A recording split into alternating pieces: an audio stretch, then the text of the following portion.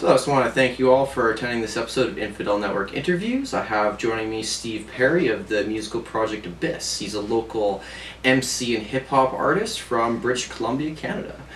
Why don't we start off with a little bit about your origin story? What got you into hip-hop, and what's keeping you into it nowadays?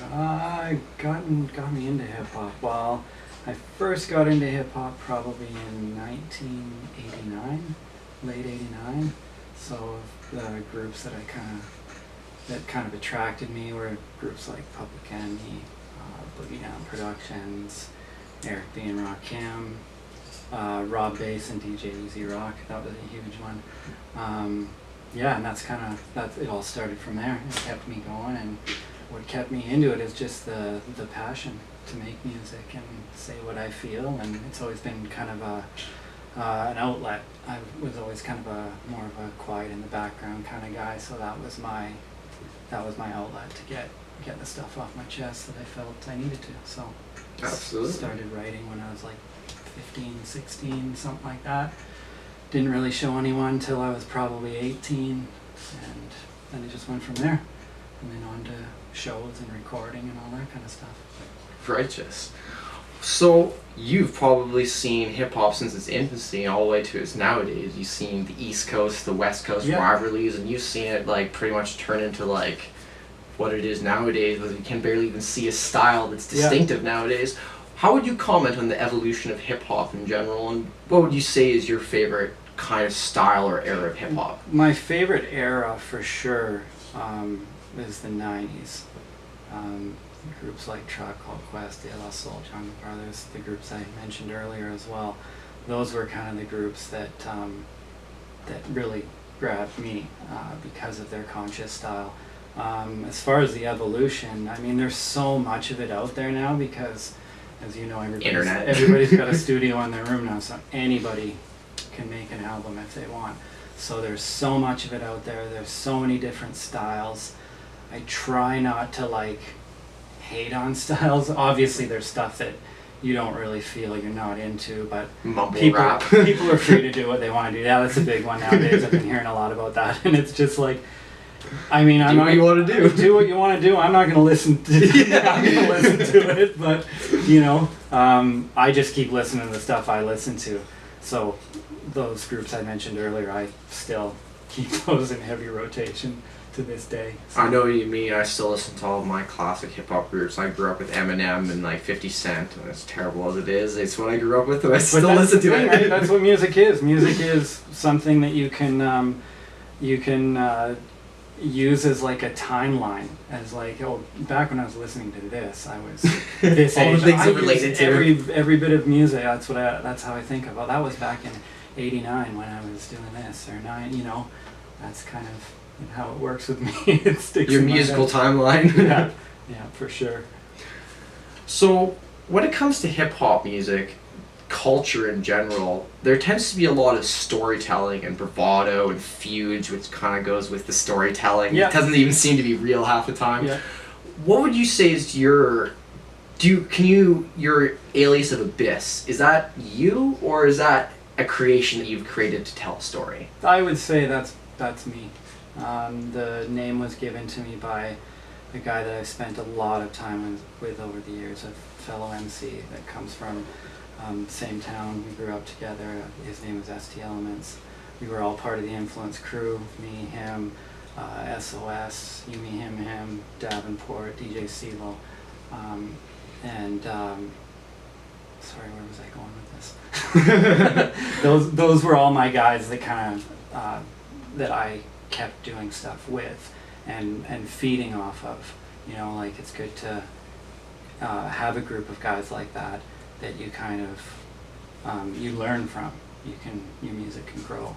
And that's where you got your moniker from. And that's kind of where it came from, was being at a party and STL looking over at me and being like, "Oh, you're in the Abyss," because I'd just be sitting over there in the corner doing my thing.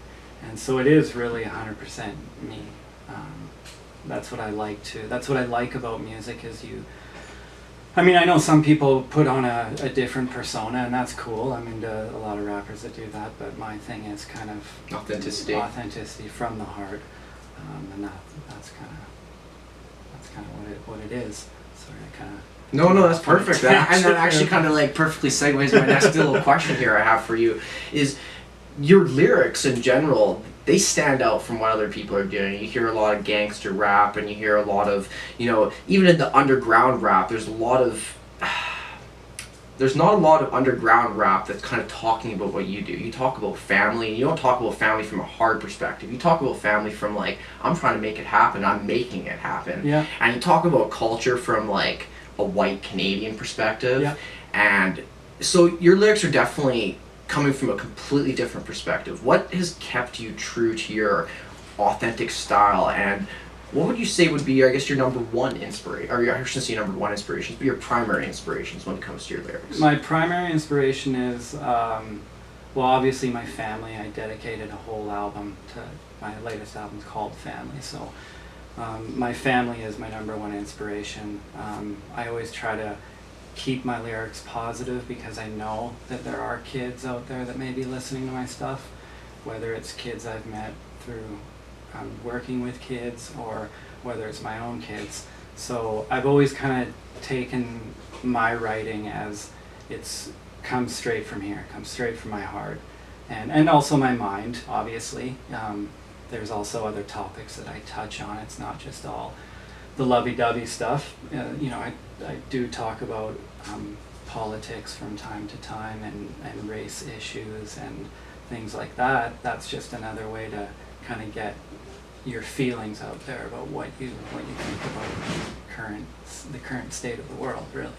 But even when you do approach those things, it's not a doom and gloom outlook. You always seem to have like a light at the end of the tunnel. Well, you gotta, that's the thing, man. Like, you could go through every day and being mad at the world, and that's fine, but it's good to be able to put that energy somewhere and turn it into a positive. I have so much fun doing what I do, whether it's recording, writing, or performing, and it's okay to laugh and joke as well as get serious. You don't always have to be trying to save the world, you know what I mean? But that definitely the influence that I get most from my family, from my kids, my wife. That's awesome. I'm glad that you've been able to truly set yourself out from the crowd, because I personally am getting a little sick and tired of all the lean drinking hip hop stars. It's almost like what I see in hip hop nowadays. And I guess this is going to lead my next question is there's almost seems to be a nihilism in hip hop, almost the complete opposite of what you're going. It's not even like a negativity where it's like, oh, this is bad, we got to change it. It's almost like it's bad and let's accept it and let's drink our problems away. Yeah. And it's a huge shift from the original protest movement of hip hop, where it's like, oh, True. let's get out of the drugs. Now it's like, let's embrace the drugs, you know?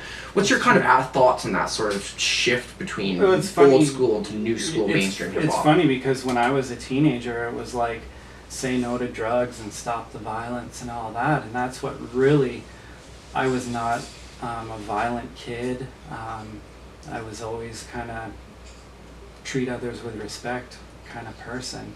So as far as hip hop going from that into what it is today, people need to understand that there is still that positive stuff out there. Unfortunately, what sells magazines, what gets website hits, is controversy, whether it's music or everyday life.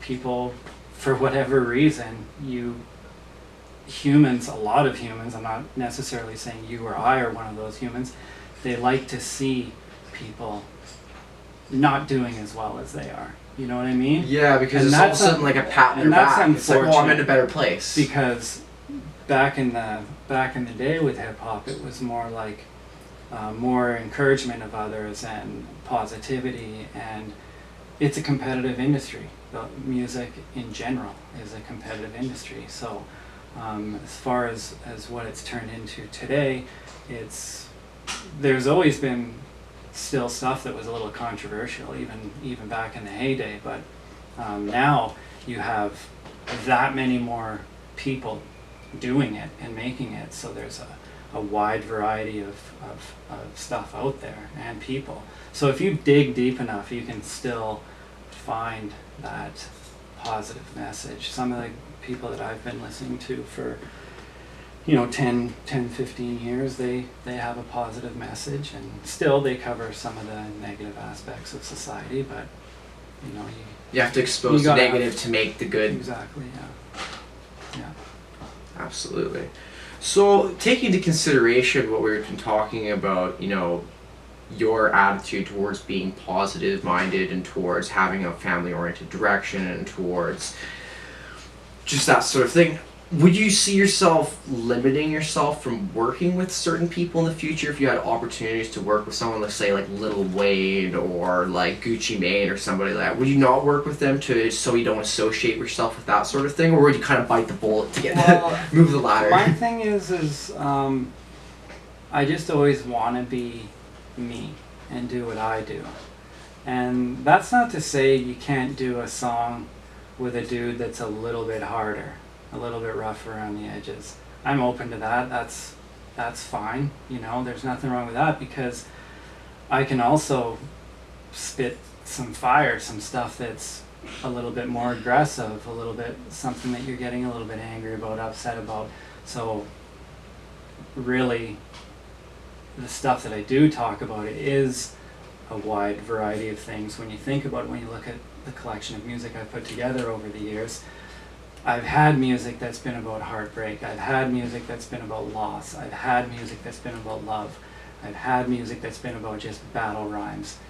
So I try to touch a little bit of everything, but at this make that decision when it comes, whether you feel case by case morally basis. right. I know in the